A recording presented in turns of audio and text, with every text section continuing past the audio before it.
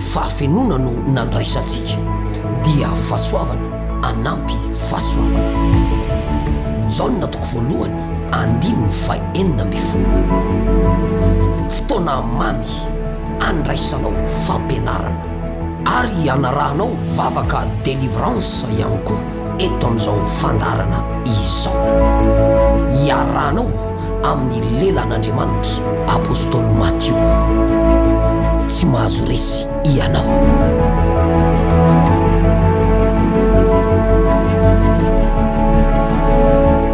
Faly miarabantsika rehetrarehetra indray ny tenako amin'izao androany zao ary manona ny fiadanan'i Jesosy Tompo aminao sy ny tokantranonao amin'ity anio ity. Ny mpanompon'ny Tompo sady mpanomponao ihany koa Matthieu kely no eto amin'ny fanolorana hitondra ny fampianarana ho amintsika rehetrarehetra ao anatin'izao fotoana mahafinaritra izao. Dia manasa ampitiavana anao ny tenako anaraka ana hatramin'ny farany any amin'izay fampianarana tsotra sy fohy hoentiko eto amin'ity androany ity. Na ny manaraka ato amin'ny YouTube amin'ny vidéo zany na ny mihaino ny onjam-peo dia ndao hiaraka ifandray kely isika ao anatin'izao fotoana vitsivitsy zao hitondra an'izay fampianarana izay ny tenako dia asaiko ampitiavana ianao. Misy zavatra surprise be ambara aminao indray androany zay ato anatin'ny baiboly, indrindra ho antsika zanak'Andriamanitra, ho antsika mpivavaka, ho antsika kristianina, indrindra ho fampitandremana antsika zay mitandrana ny didin'Andriamanitra sy ny finoana an Jesosy. Isika zay mahafantatra hoe ity ny didy, ity ny lalàna, ity ny fitsipika, zao ny tokony atao ao anatin'ny baiboly. Isika zay mahafantatra ny madio sy ny maloto, mahafantatra ny biby madio sy ny maloto ampaty sy ny sisa. Isika zay mitandrana ny didin'Andriamanitra dia tena natao anao ity fampianarana androany ity mba hitandremana satria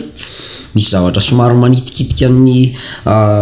saiko ary ohatrany hoe nandona ny fisainako zay zavatra ambaran'ny baiboly eto. Zavatra ambaran'ny baiboly eto somary ohatrany hoe nandefasako fisainana lavitra ary nahazahoako bitsika manokana dia hozaraiko amintsika le izy mba hitandremana. Ary raha ohatra ianao ka pino mahafantatra mitandrana didin'Andriamanitra sady mino an Jesosy, ao anatin'izay ihany koa mahafantatra ny lalàna sy ny fitsipika zay voalaza amin'ny baiboly ary efa mitandrana zany lalàna sy fitsipika amin'ny baiboly zany zay tenenin'ny baiboly zany dia tena natao anao mihitsy ity fampianarana androany ity. Mety mpitondra fivavahana ianao, mpitondra fivavahana na mpitondra groupena hetsika ao anatin'ny fampona, ao anatin'ny finoana, dia natao anao ty fampianarana ity satria tena somary mampatahotra ary mampandiny tena lalina mihitsy hoe fa ahoana moa zany mbola voantso ho tahaka zany ihany reto olona zay ambara ato reto ndao hivavaka isika alohan'ny hidirana amin'izay fampianarana zay. Raha io misaotranao fa tianao loatra zay dia tena manome anay tolotsaina ianao, mampitandrana, mampianatra ihany koa ary mampafantatra ny zava-miafinao anatin'ny baiboly matetika. Aoka mba hiasa ny fanamasina androany irao ampiteny aho anaty minitra fohy fa na dia 2 minitra rao nafahako miteny eto ka tafita amin'ny fampianarana dia fa afaka janiko izany. Ka dia miasa amin'ny alalan'ny fananamasina ianao androany Jehovah-Andriamanitra ray sy Jesosy Tompo. Apetrako ampelantananao fotoana ary aoka ny olona rehetra omenao ao fotony, indrindra reto kristianina zay mitandrana ny didinao sy ny lalànanao rehetrareto dia tena omenao fotony ahafaha mandray tsara ny fampianarana amin'ny anaran'i Jesosy Tompo. Amen. Ndao ary hojerentsika ty soratra masina ity zay tena mampandiny tena hoy aho, mampandiny tena ody ny atsika so saitsaintsika eto fa tena ohatrany somary mandona sy manaitra ny saiko a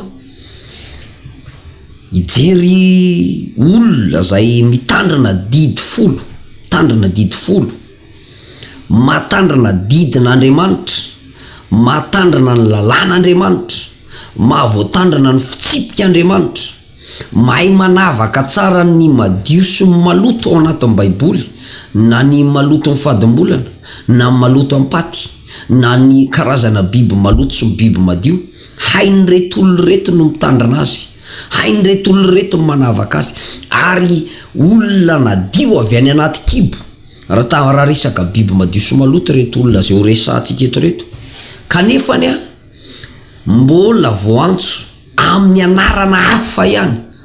rehefa tafahoana tamina lehilahin'Andriamanitra anankiray. Jerentsika ny baiboly ato amin'ny bokin'ny Matthieu 7. Manasanao ampitiavana anaraka an'ity fampianarana ity fa isokatra ny sainao mba ahafahanao mitandrana tsara mihitsy. Matthieu 7 de ny 7. Matthieu 7 ny 7 amin'ny anaran'i Jesosy Tompo manao hoe ny nataon'ny Jaona mpanao batisa, ny nataon'ny Jaona mpanao batisa. 7 fa no nahita ny fariseo sy ny sadoseo maro nanatona ny batisany izy, dia hoy izy taminy, ry taranaky mimena rana, iza nanoro-hevitranareo andositra ny fahatezerana ho avy, koa mamoaza voamendrika amin'ny fibebahana ianareo, ary aza manao anakapo hoe manana ny Abrahama ho rainay izahay, fa lazaiko aminareo fa Andriamanitra mahay manangana zanaka ho an'ny Abrahama avy amin'reto vato ireto. Ary indro efa mipetraka eo amin'ny fototry ny hazo sady ny famaky, koa ny hazo rehetra izay tsy mamoa voa tsara dia ho kapaina ka atsipy any anatin'ny afo. Amen. Raharaha be izy ty tena hoe raharaha loatra ary mampandiny tena ho anao mpino, pasteur, na mopera, na masera, na mpaminany, na apôstôly, na evangelistra, na diakona, na mpino vita batisa, na tsy mpino vita batisa, isika kristianina iray manontolo de zao sokafo ny sainao androany raha maheno an'ity fampianarana ty ianao, ary aza tezitra fa tenina hoe fampitandremanao atsika ty zavatra ty, fampitandremanao atsika indrindra fa isika zay mitandrina didy sy lalàn'Andriamanitra, fitsipik'Andriamanitra, mahafantatra ny baiboly rehetra hoe tiany ny azo atao de tiany tsy azo atao, tiany no iainana de tiany tsy iainana, mahay mitandrina zany hoe didy folo sy ny lalàna amin'ny baiboly zay ao anatin'ny baiboly zany. Misy fitsipika sy lalàna be deabe ao anatin'ny baiboly zay iainantsika kristianina akoatra ny didy folon'Andriamanitra, de tena mila mitandrina antsika raha mijery ny zavatra misy sy ny manjoho ireto olona zay nifanena tamin'ny Jaona mpanao batisa reto. Jaona mpanao batisa lay Eli vaovao, andeha amin'ny herin'ny Eli izy baiboly, izy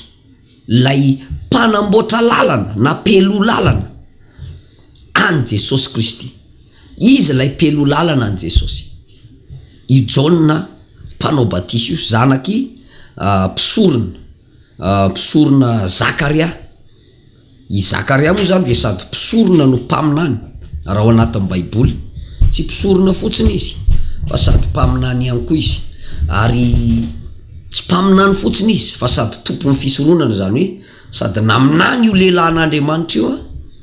no nanao fisoronana ary mpisorona be izy,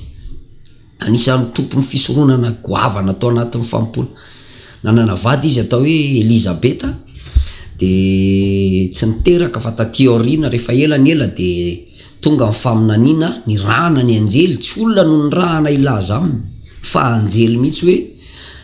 iteraka zazalahy Elizabeta itoejaza, ary ny anarany de atao hoe John. I John io John io a io natao hoe John mpanao batisa. Misy anarana John anankiray eo anatin'ny apôstôly a zay mpianatry ny tompo. Io John anankiray eo anatin'ny mpianatry ny tompo io natao hoe John apokalypsy. John apokalypsy. Fa ile resaka eto de John mpanao batisa ary ny herin'ny Elia no andehanany. Izy mipelo lalana any Jesosy. Izy le mpanamboatra lalana ho an'ny Kristy alohan'ny hatongavan'i Jesosy, de izy nalefa meloa anamboatra lalana, anamboatra firenena voahomana ho an'i Jehova. Io John io no lay feo miantso any anefitra. Ary zany no mahatonga ny baiboly hoe njany misy feo miantso izy any anefitra manao hoe amboary ny lalan'i Jehova, aitsio ny alehany sy ny sisa sy ny sisa. Nisy fotoana rehefa nanao batisa tao amin'ny renirano ony Jordan ity John mpanao batisa ity, ary nanomboka teto ny fanaovana batisa no tena nalaza. Nisy ihany ny hoe batisa ny zanak'Israely de natao batisa ho an'ny Mosesy tao amin'ny ranomasina mena sy teo ambanin'ny rahona. Fa teto nanomboka teto amin'ity John ity no nanomboka nalaza zany atao hoe fanaovana batisa izany, satria zay mino sy atao batisa no vonjena. Eo moa zay resaka batisa zay, fa tsy voatery hoe misy olona ihany koa, misy olona tsy vita batisa raha ao amin'ny baiboly ao alohan'ny anaovana batisa azy de efa nilatsahan'ny fanamasina meloa amin'ny batisa ny ranobe de efa nilatsaka tamin'ireo olona reo ny fanamasina. Misy zany eo amin'ny asan'ny apôstôly eo, ary tsy azonao faritana hoe ny olona vita batisa ihany no nidina ny fanamasina na nilatsahan'ny fanamasina. Fa misy tantara be mihitsy ao anatin'ny asan'ny apôstôly eo hoe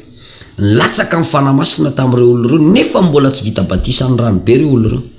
Fa rehefa nilatsaka ny fanamasina de zay zareo vao natao batisa ny ranobe rehefa avy nilatsaha ny fanamasina. Misy an'izany ao, ary ny fiasan'Andriamanitra tsy azonao faritana hoe vita batisa vao ohatr'izao na vita batisa vao ohatr'izao. Tsy midika zany hoe aza manao batisa, fa ny batisa tena ilaina ary be andovana ny lanitra ny batisa. Fa misy isan-karazany izy ao de anjarantsika no anina, fa tsy de hidirako loatra le resaka batisa satria tsy any lay tena zavatra tiako ampita eto. Fa ny tantaram-piainan'ny reto olona zay nifanena tamin'ny John mpanao batisa reto ozy ny baiboly hoe no nahita ny fariseo sy ny sadiseo maro nanatona azy John de hoy izy ry taranaka omena rano. Io indrindra le ho resahantsika eto: fariseo, sadiseo,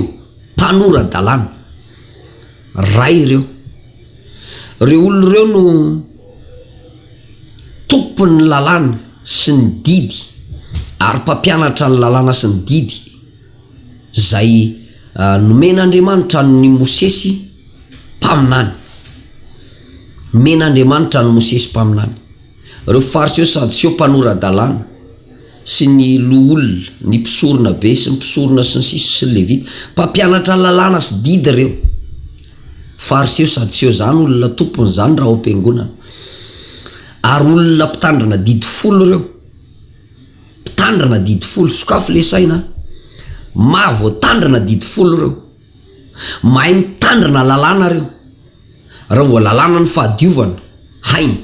hoe tia madio, tia maloto, tia biby madio, tia biby maloto.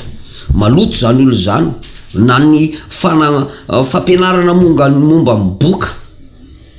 hoe ato ny plasy ny boka, ato ndray ny plasy ny olona madio, ato ny plasy ny olona meloka, ato ny plasy ny ohatr'izao. Raha resaka fandaminana mahakasika ny fivavahana de tena mafy be reto hoe fariseo, sadiseo, mpanora-dalàna reto. Tompon'ireo raha resaka lalàna amin'ny Mosesy, tompon'ireo raha resaka didy folo, tompon'ireo raha resaka mpafolo-karena. Reo lay mpanolotra na de ny solila raha izy sy ny ampafolony tena sy ny sisa hainy reo ary ny fariseo sadiseo mpanora-dalàna de tadidio tsara fa olona na dio hatrany anaty kibo reo tsy mikasika biby maloto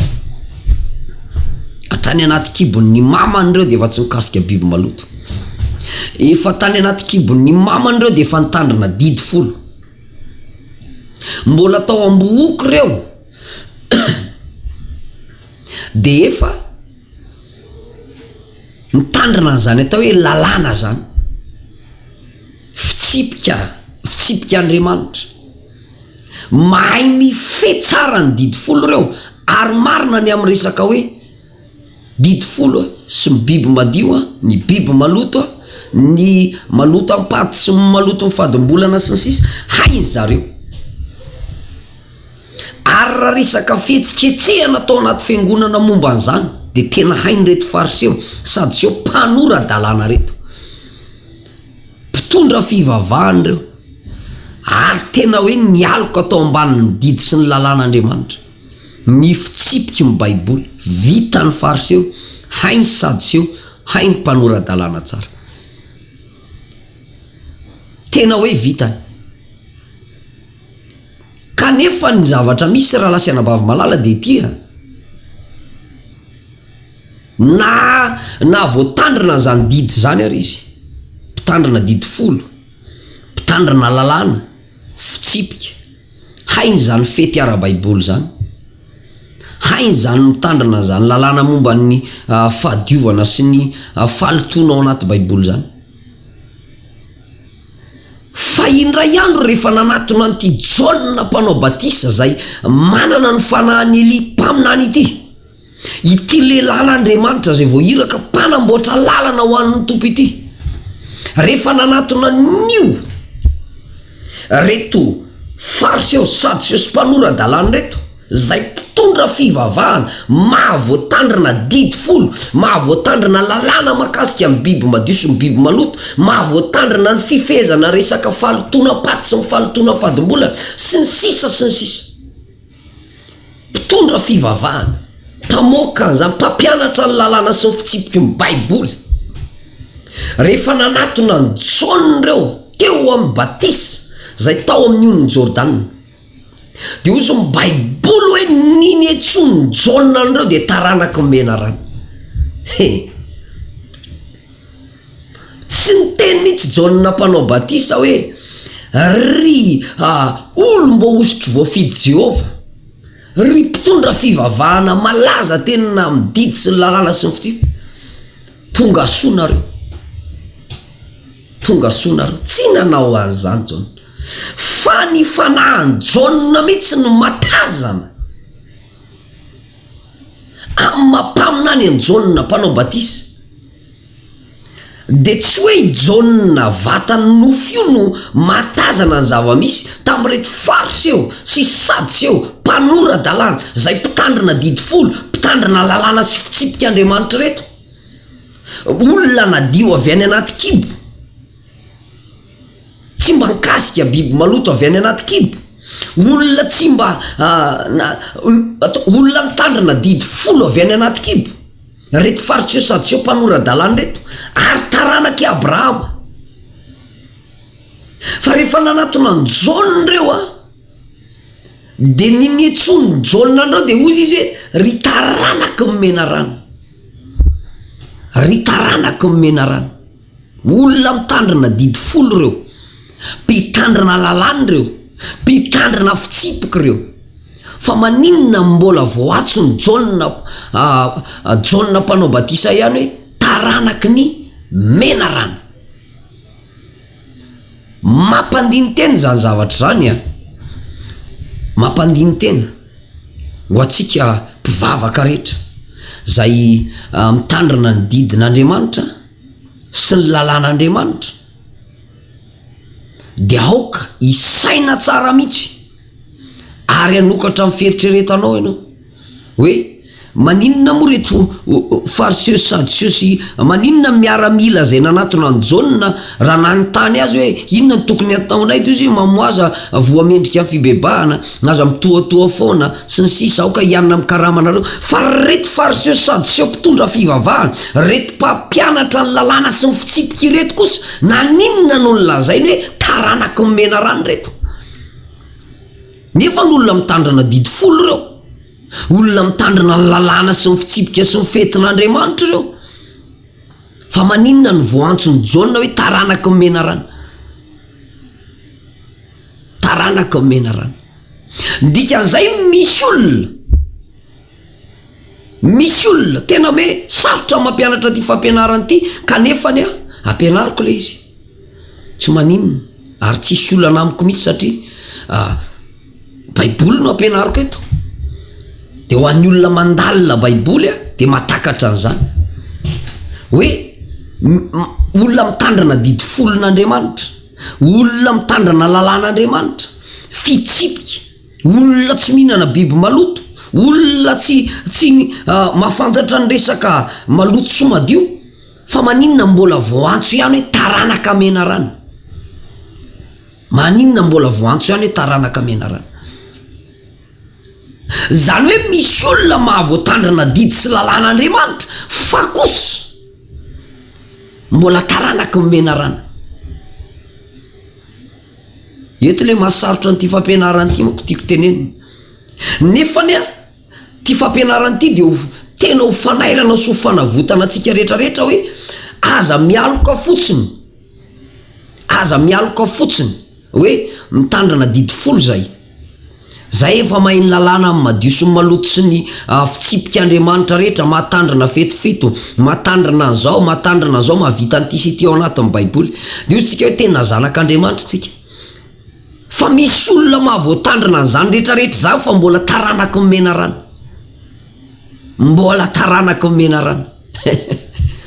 raharaha tena raharaha be ndao diniana fotsiny fisainan'reto fariseo sadiseo mpanorandalàna olona tompony zany tompony zany raha fampianarana didy fampianarana lalàna fampianarana fitsipika mahavita mampanao formation amin'ny lafiny rehetra reo raha mbola baiboly lalàny Mosesy rehetra hain'ireo ary voatandrana an'ireo hatrany amin'ny A jusqu'à Z voatandrana an'ireo vo lalàny Mosesy voatandrana ny didy folo sabata zany reo hafa mihitsy mifitandremareo ny sabata zany natonga an'ireo tsy mety manasitra n'olona rehefa sabata ary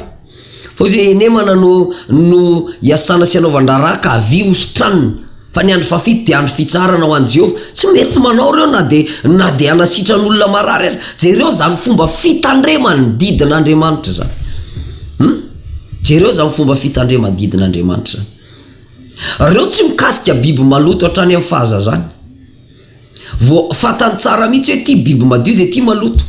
reo tsy mikasika olona maloto mifadimbolana nan'izany fariseo sadiseo mpanorandalàna tompony fa mbola voantsony jauna mpanao batisa ihany hoe taranaka namena rano nefa ny olona efa ohatr' zany olona efa ohatr' zany ny fiainany ny fepetra iainany eo anatin'ny fivavahana ao am-piangonana amin'ny zavatra fa mbola voantso ihany hoe taranaka mimena rano ary reto fariseo sadiseo sy mpanorandalàna reto de nyrehare tsara mihitsy hoe zay manana ny Abrahama razanay dikan'izany eritreritra hoe rehefa taranaky Abrahama de voavonjy tsy arian'Andriamanitra tsy ho very zany de nahitsy ny jauna tsara mihitsy aza mireharenareo fa manana ny Abrahama razanareo aza mirehareo izy hoe satria lasa hialokalofan'izy ireo le anaran'ny Abrahama sisy fa ny ataony ihany nitoetra ratsiny ihany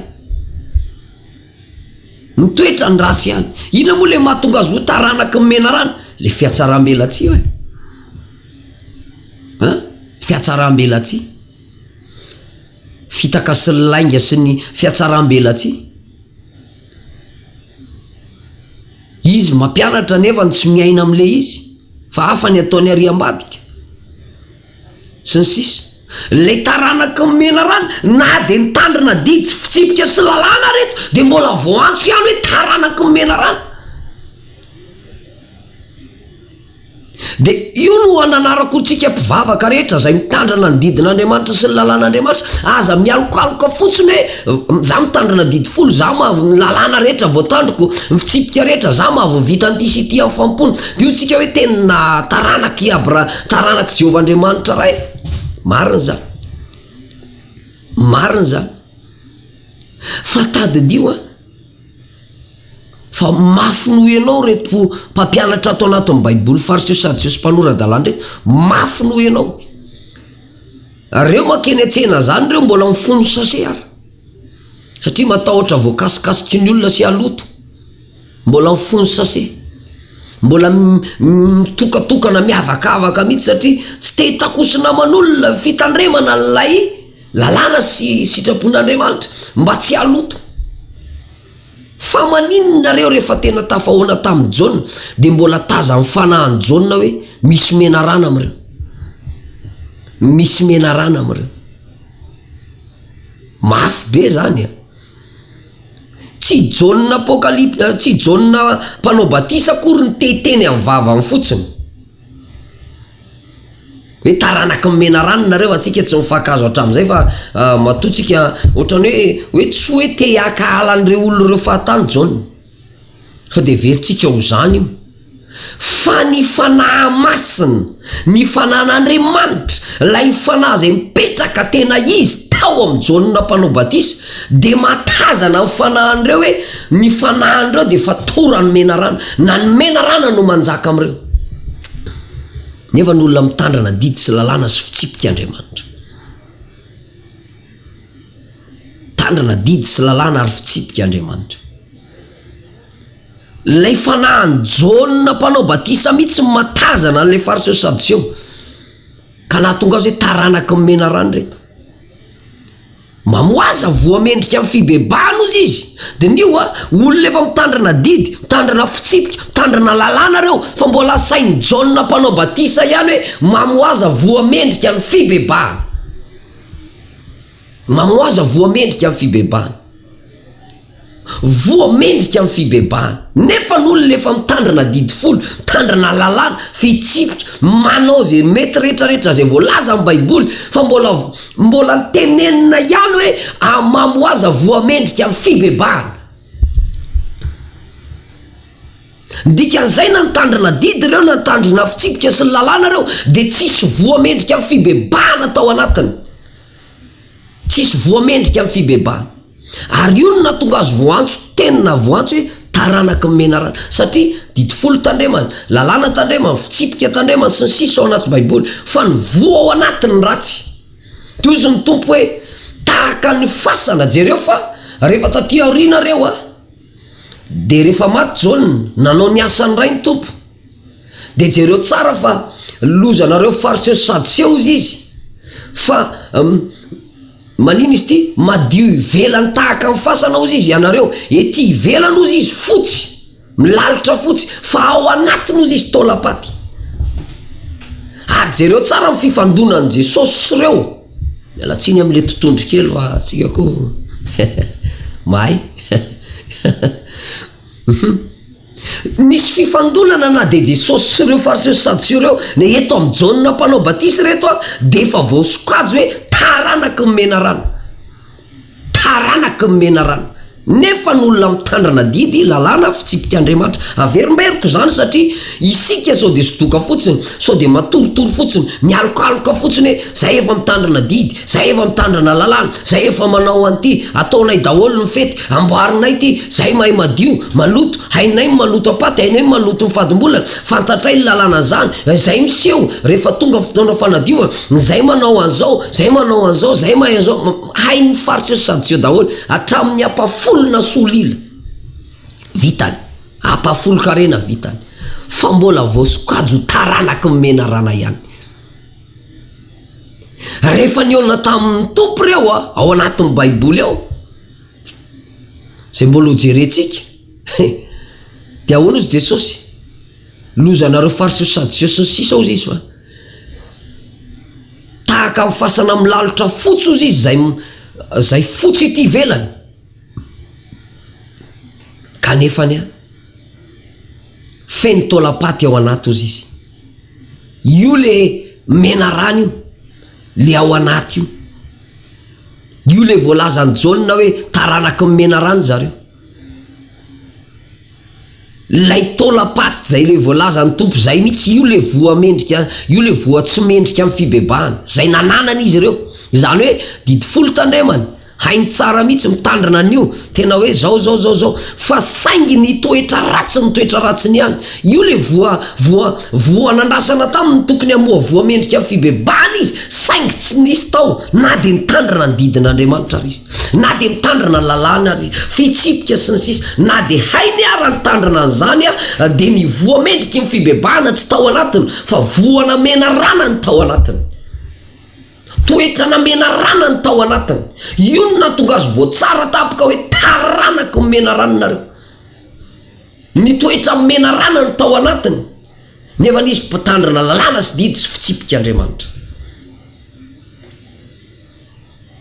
io le lazainy ny tompo hoe tahaka amin'ny fasana milalitra fotsy nefa ny ao anaty taolapaty vovopaty maimbo masiso mampatahotra mitovy an'izany ny zava-misy ary io no natonga ny fananarana faran'izay mafy ho an'ny fariseho sady seho mpanorandalàna tsy tiako a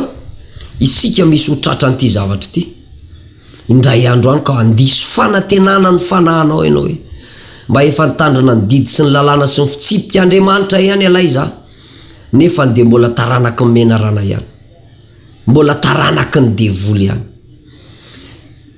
nyrehare fotsiny reto fariseho sadiseo reto hoe zay nge taranaky Abrahama zay nge taranaky Abrahama nieritreritra fa rehefa taranaky Abrahama de ahita fity amin'Andriamanitra na vovonjy na hiditry ny lanitra daholy tia diso aloha baiboly ara mbola mampianatra tsara mihitsy hoe ny mpijangajanga sy mpamoretra ozy no elo lalana anareo any amin'ny fanjakany lanitra ny mpijangajanga sy mpamoretra no elo lalana anareo any amin'ny fanjakany lanitra ozy izy fa zanaky ny fanjakana de arina any ivelany zanaky ny fanjakana arina any ivelany mampandiny tena izany iza le zanaky ny fanjakana isika zay mitandrina ny didy ny lalàna fitsipika Andriamanitra betsaka no diso fanantenana indray andro any na mitandrina ny didy io ary ianao fitsipika sy fa tsisy voamendrika amin'ny fibebahana ao anatinao de miteny fa mbola misy mena rano ao ambadika ao mbola misy devoly ao ambadika ao mbola misy satana ao ambadika ao ny tena takiny ny baiboly amintsika mpivavaka de ny famoazana voamendrika amin'ny fibebahana inona le voa takina toetra tsara fa misy olona mitandrina ny lalàna sy ny didy fa ratsy toetra misy zany ary tazany zany na ny anaty fiangonana any be de be misy olona mitandrina lalàna misy olona mitandrina didy misy olona mitandrina fitsipika fa miteny aminao fa ny toetrany tsy mifanaraka amin'izany fa ratsy toetra sarotra iarahamonina sarotra iainana mety tsara velatsy fosa manaratsy zany ingeny mahataranaka mena rana ny reto tompony raha fiatsaram-belatsy tompony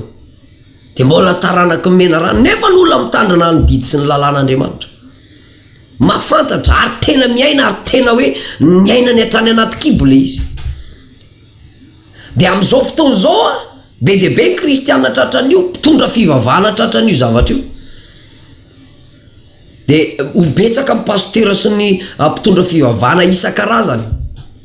isika mpitondra fivavahana maro amintsika ireo no diso fanantenana indray andro satria nany atony mba nitandrina didy lalàna fitsipika sy ny sisa ihany masina tety ivelany ihany fa ny tao anaty taolapaty tao anatiny ratsy tao anaty ratsy tao anatiny feno aizina de io le lazainy baiboly taranaka mena rana io le lazainy baiboly taranaka mena rana io le lazainy ny tompo hoe tahaka fasana milalitra fotsy ety ivelany fa ao anaty faty ao anaty taolapaty olo matiny ao anaty ao tovy amin'izany rety taranaka menarana zay voalazana nefa mpitandrana lalàna sy ny didy sarotra be no andrenesanao an'ity fampianarana ity nefa marina ary mety betsaka no anenjika ana am'le izy fa tsy rarahako fa zany no marina tompoko nizaniza zany no marina petraka amin'ny plasy tahaka amin'ny plasy ny jaune eto mampianatra hoe ny voamendrika amin'ny fibebahana ny takiana Andriamanitra amintsika inona io voamendrika amin'ny fibebahana io toetra io fa tsika misy mitandrina didy sy lalàna sy fitsipika fa ratsy toetra tena marina zany teneniko zany lasa fihetsiketsehana ivela fotsiny sisa ny fivavahana sy ny fampona fa tsy tena vokatra avy tao anaty zany no mahazo ny fariseo zany no mahazo ny sadiseo zany no nahazo ny mpanora-dalàna ka nahatonga azy mbolo taranaka namena rano satria fihetsiketsehana ivelany aitraitra ivelany lamody ivelany fombafomba ivelany tazany ety ivelany tena olo-masina fa rehefa tena ny savaina taza ny fanahany jaune amin'izay ny eo anatiny kosa olon-dratsy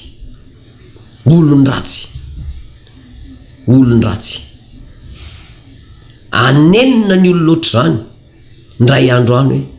tandremako ihany ny didy fa ozo ny tompo tsy fantatro ianareo idirantsika lalindalina ty fampianarana ty amin'ny herinandro ty dia arao tsara na amin'ny vidéo na amina fampianarana eto fa betsaka sika ny tokony andiny tena mba tsy ho voafitaka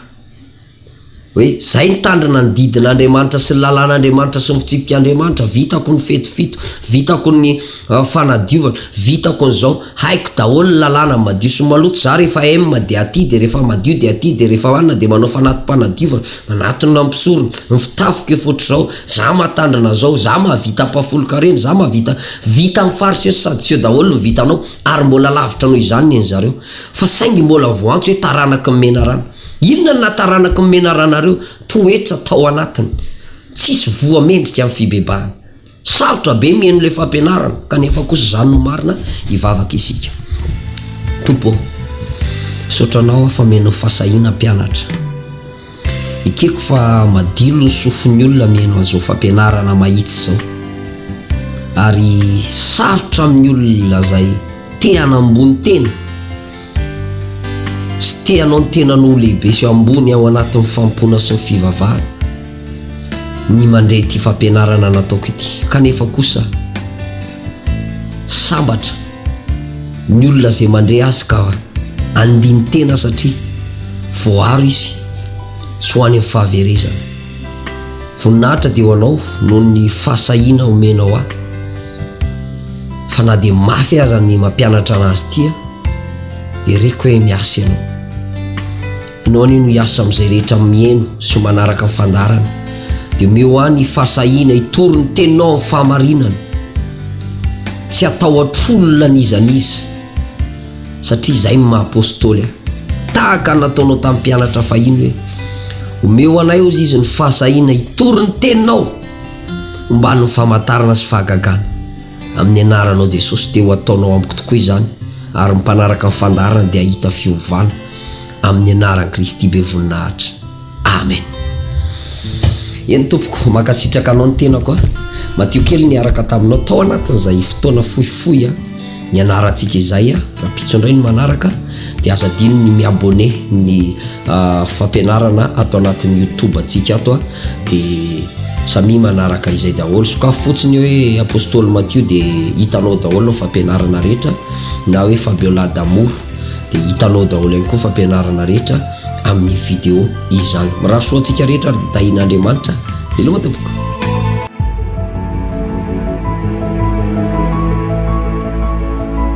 Fa tamin'ny fahafenona no nandraisantsika dia fahasoavana anampy fahasoavana zao no natoko voalohany andiny fa 9 fotoana mamy andraisanao fampianarana